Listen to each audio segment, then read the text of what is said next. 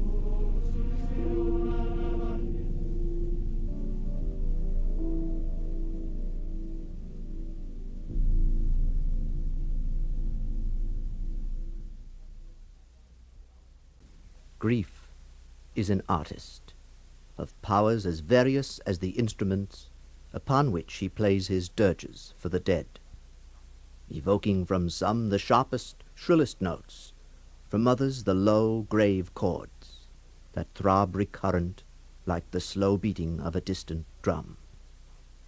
Some natures it startles, some it stupefies. To one it comes like the stroke of an arrow, stinging all the sensibilities to a keener life, to another as the blow of a bludgeon, which in crushing benumbs. These lines of Ambrose Bierce serve well to introduce our adaptation of his short story, The Boarded Window.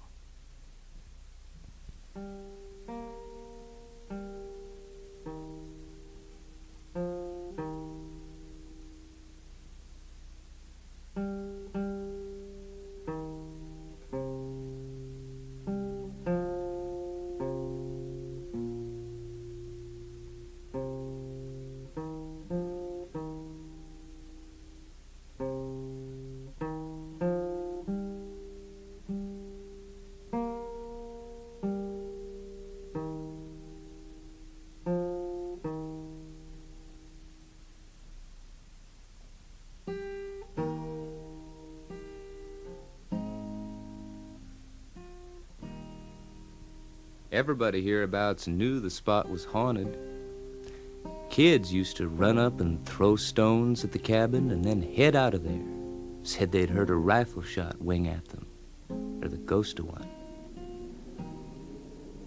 I used to go up to the cabin now and then. Maybe it was the mystery of the place. More likely the sadness.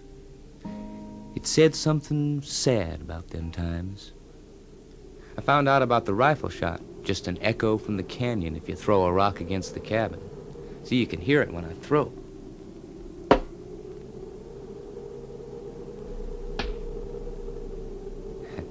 Sounds like a rifle shot, but it's only an echo.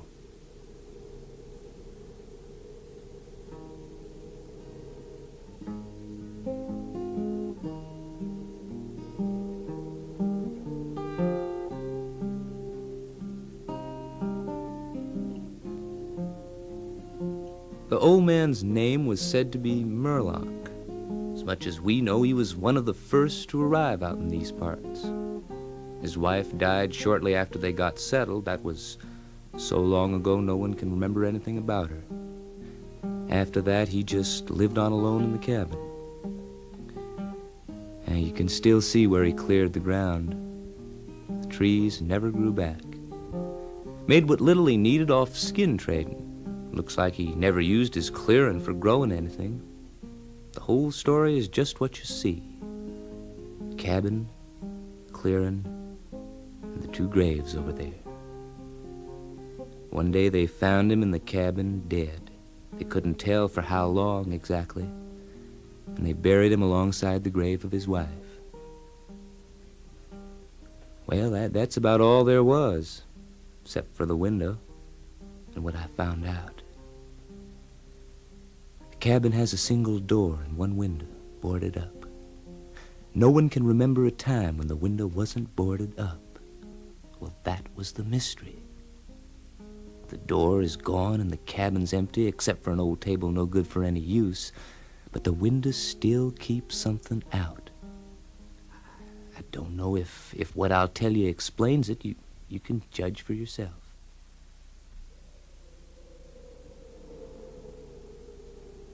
I was up here late one afternoon, supposed to see if there was anything about the cabin worth calculating in the sale of the timber property. Well, I was just standing here beside the house looking at the window. Don't know what put the idea in mind, but I took up a stone and walked up to the window. It didn't take more than a few hits, and the boards began giving in, so as I could just push in from the bottom with my hand. The upper nails acted like a hinge, and the boards opened up like a window. I looked inside. The whole place was as dark as night. Then it began happening. The darkness seemed to pour out of the room all around me, till it was dark night everywhere. Then, in the room, I saw them, like they begun to light up, or like I could see in the dark. I tell you, I saw the two of them. The body of a woman lying on the table, and him, Murlock, I guess it was Murlock, asleep in the chair, head and arms on the table beside her. I found myself in the room, but I couldn't stand up. It was like some dream. I was on all fours, staring at the body of the woman, and then some strange compulsion seemed to take hold of me, and I sprang at her.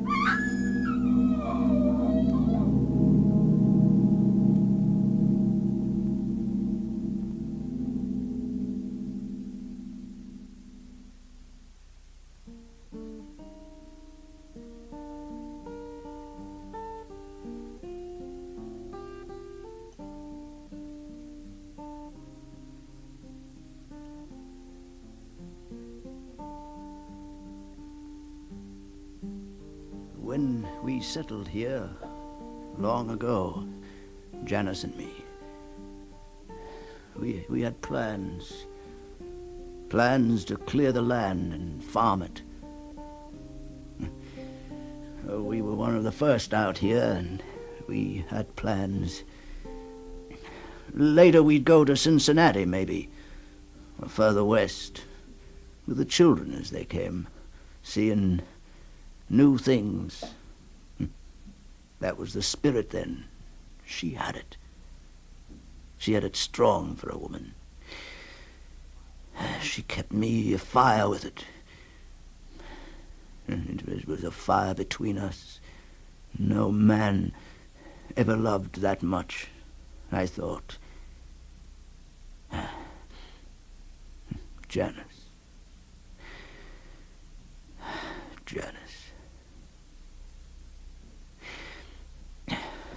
It all ended almost before it began. It didn't even last beyond that first spring, when she was took from me. I came in one day from gunning, and there she was. Fever. Fever. Janice, there's no doctor, save 30 miles in Parlee. Oh, but it's going to be all right, Janice. I'll take care of you. Help me. Janice. We must stay together. Of course, Janice. It can't happen like this. We've got to do. Hush, Janice, hush. Hush, we'll make it. We'll make it.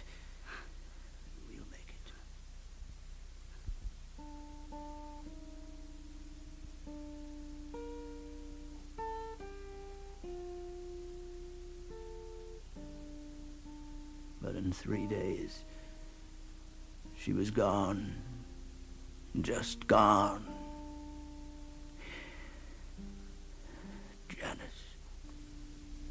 Janice.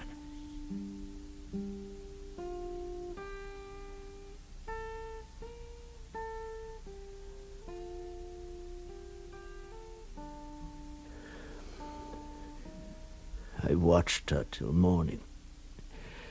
I couldn't believe that white face and still body was all there was left.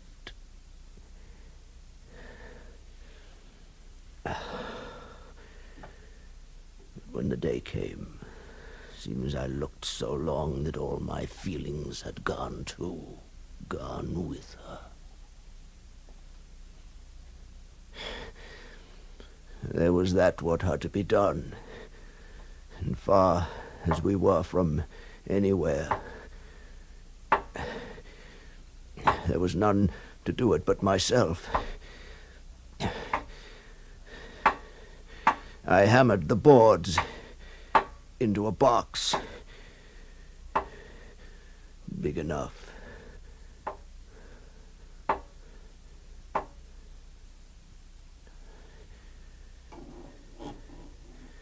Pray God that was all that had to be done. It wasn't. It wasn't, Janice.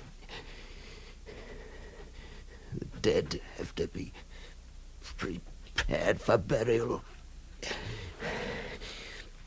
It is a sacred duty. It had to be done. And I didn't know exactly how. I didn't remember exactly what I heard must be done. I did what I thought should. It was that. Oh, Janice. It was that had to be taken out so as the body not swell. Some things I did incorrectly, but as best I knew. Other things I did over and over. Janice, the duty for burial. It was the duty to do it. And afterwards, I washed the body. I washed the body clean. Again and again. I didn't cry, Janice. I didn't cry. It was the right thing, best as I could do it. But I can't cry. Isn't it unkind not to cry for the dead? No, tomorrow. Tomorrow when I dig the grave and lower the box and roll the dirt in, then I'll miss you, Janice, when you're no longer in sight. Now,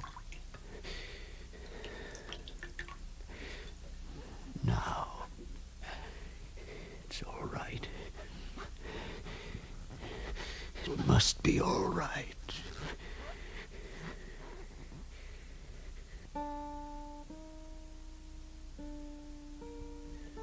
Fix your hair. Remember how you'd comb it out. Long golden hair. Then braid. I do it over and over till I get it right. And the ribbon. Oh, the ribbon to bind your wrists, Janice. I tie the ribbon over and over.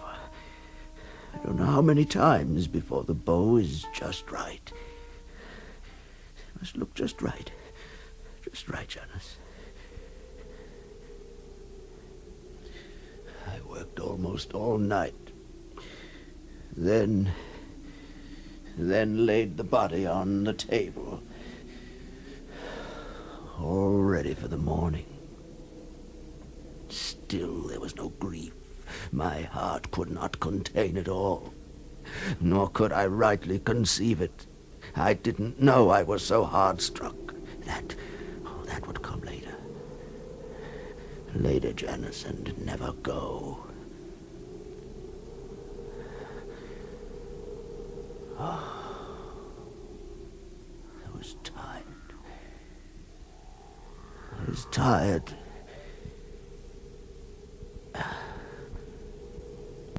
Cry. It might have been a beast, maybe a dream. Oh, I was too tired to tell. Tired. Tired.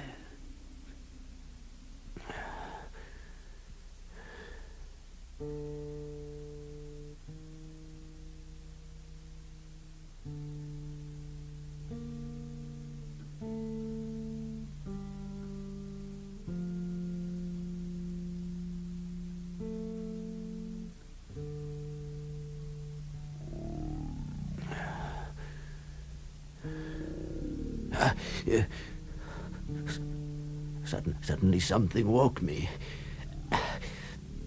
It was pitch. I strained my eyes to see.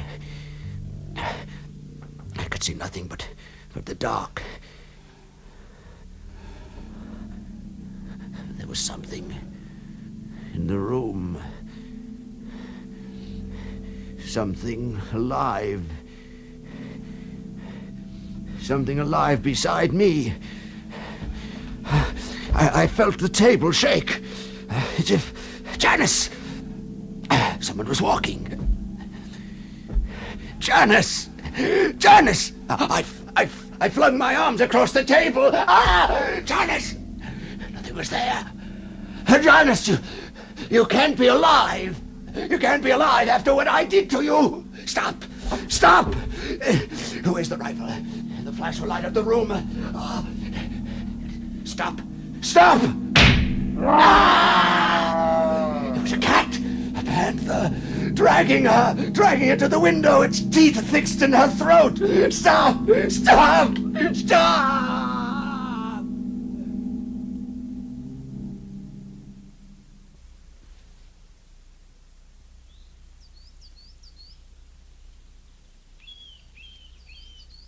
And when I returned to consciousness, the sun was high. The body lay near the window where the beast had left it.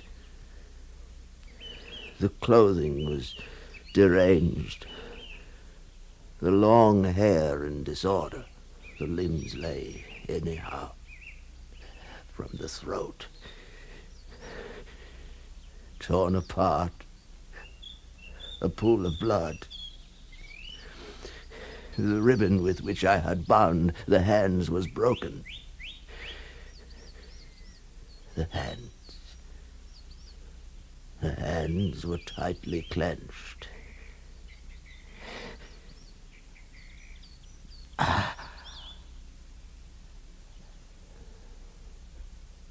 Between the teeth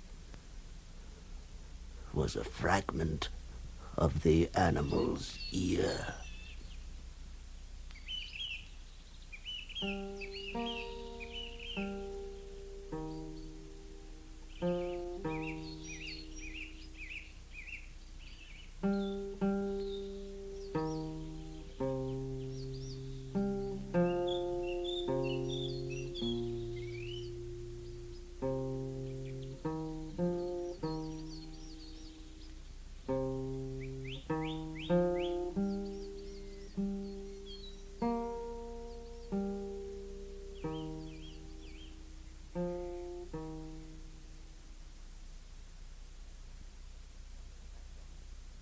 That was The Boarded Window by Ambrose Bierce.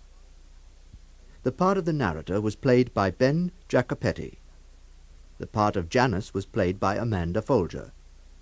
Murlock was played by Erik Bauersfeld. The musical background was performed and partly composed by Shrager. The technical production was by John Whiting.